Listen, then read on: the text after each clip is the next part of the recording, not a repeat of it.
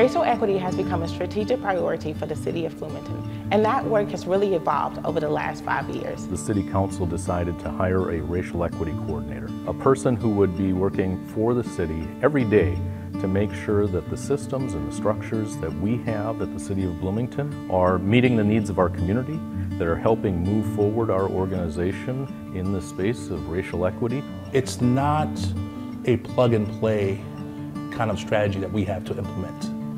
It's a surround sound approach to meeting people not only where they're at, but also creating lanes in which people can change their minds.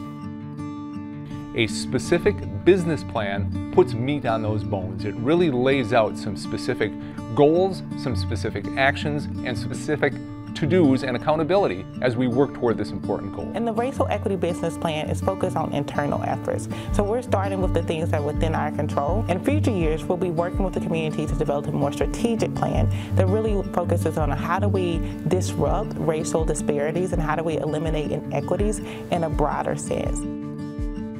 We have an expectation that everybody does what we call community engagement work. So in between those calls for service, that more traditional type of police work, we try to maintain a staffing level that allows for them to not have to go call to call to call to call. That we have enough officers on so that in between those calls for service during their shift, there's time for them to stop if they see a group of kids at a park, stop and talk to a group of residents.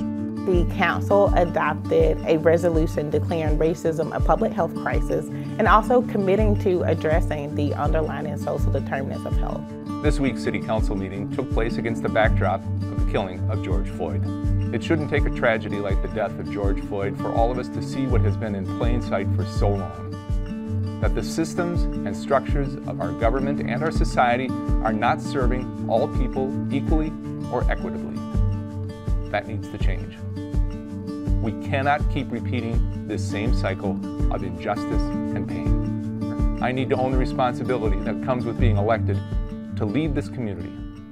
I will not let this moment pass like so many moments have passed before. And we need to own the responsibility as a community. Own that responsibility to move forward together. The City of Bloomington community really rallied together to show support for our neighbors in Minneapolis and St. Paul. And so Councilmember Jenna Carter and Bloomington Leadership Program alumni Laurie Aho really that weekend came together to create this donation drive. And within 4 hours, they had 3 cars filled up with donations that were distributed to 5 sites in both Minneapolis and St. Paul. In order to influence greatness, we need the community to come forward. It has to come from them. And we're here to listen and support what they want to do. The town hall tonight is intended to be a safe gathering place where youth who either live, work, and some are play in Bloomington are able to share their experiences and thoughts with people of power and influence. One of my favorite recognitions every year is the presentation of the Omar Bonderud Award. The award is named for the first ever chair of the Bloomington Human Rights Commission and recognizes an individual, an organization, or a business that has made significant contributions toward ensuring the rights of people here in Bloomington.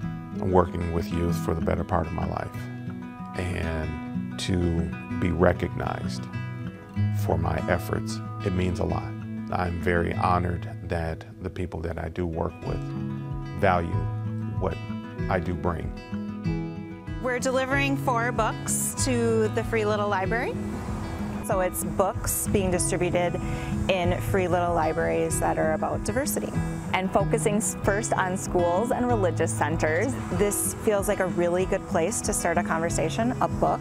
If it helps somebody to maybe talk to a parent or a friend or someone else in the community about race, then I think the books have done what they're intended to do. In middle school, I already knew that I was part of this LGBT community. I was very, very quiet about it and a bit apprehensive to even admit it to myself. So the first part was overcoming that hurdle just by myself and accepting who I was. What time is it? It's time to raise up.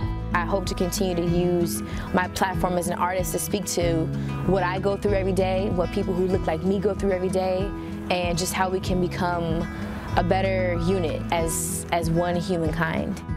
The look in your eyes gives me hope again. Dreams might be born again. So let me hear the chorus when your voice comes in. What time is it? It's time to raise up. I can feel it in my heart. It's time to raise up. What time is it? It's time to wake up. I can see it in my mind. It's time to wake up.